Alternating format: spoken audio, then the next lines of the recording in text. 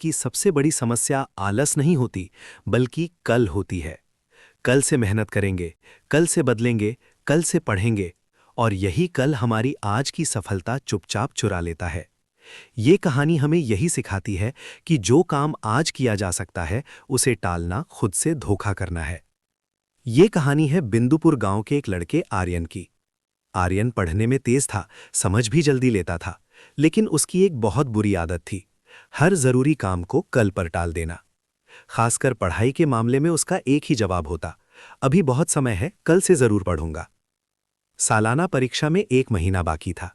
उसकी माँ रोज प्यार से समझाती, बेटा थोड़ा थोड़ा पढ़ लिया कर, आखिरी समय में परेशानी होगी। आर्यन मुस्कुराकर कह देता, अरे माँ, अभी तो पूरा महीना है, कल सुबह 4 बजे उठकर पक्का पढ़ूंगा। लेकिन वो कल कभी नहीं आया। सुबह नींद भारी लगती, दोपहर दोस्तों के साथ खेल में निकल जाती, और रात को वो खुद से कहता, आज बहुत थक गया हूं, कल से पक्का शुरुआत करूंगा। दिन ऐसे ही खेल खेल में निकलते गए, और देखते देखते पूरा महीना खत्म हो गया। परीक्षा में अब सिर्फ 2 दिन बचे थे। अब आर्यन घबरा गया। उसने सोचा कि रात भर जागकर पूरा सिलेबस खत्म कर देगा। जैसे ही उसने किताब खोली, उसे एहसास हुआ कि उसने पूरे साल पढ़ाई को कितना हल्के में लिया था। ढेर सारे अध्याय देखकर उसका सिर घूमने लगा। तभी गांव की बिजली कट गई।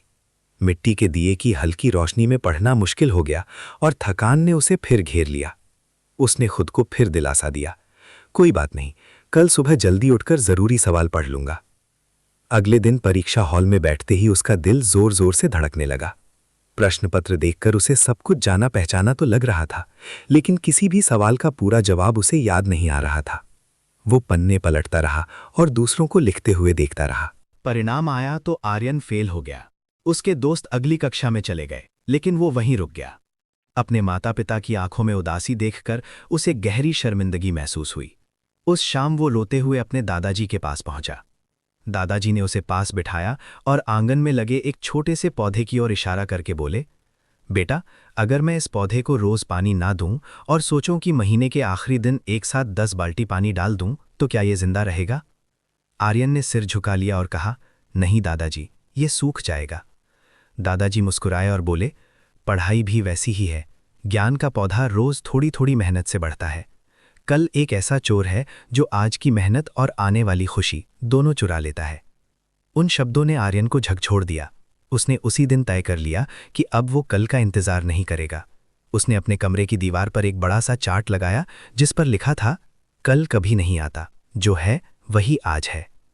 अगले साल आर्यन बदला हुआ था। जो भी स्कूल में पढ़ाया जाता वो उसी दिन घर आकर दोहराता। धीरे धीरे पढ़ाई उसका बोझ नहीं रही, बल्कि आदत बन गई। साल के अंत में वही आर्यन जो कभी फेल हो गया था, पूरे जिले में टॉप करने लगा। कहानी हमें याद दिलाती है कि सफलता किसी एक दिन की मेहनत से नहीं, बल्कि रोज की छोटी छोटी कोशिशों से बनती है। अगर आप आज ईमानदारी से मेहनत कर रहे हैं, तो कल अपने आप बेहतर बन जाएगा। याद रखिए, सपने कल से नहीं, आज से पूरे होते हैं।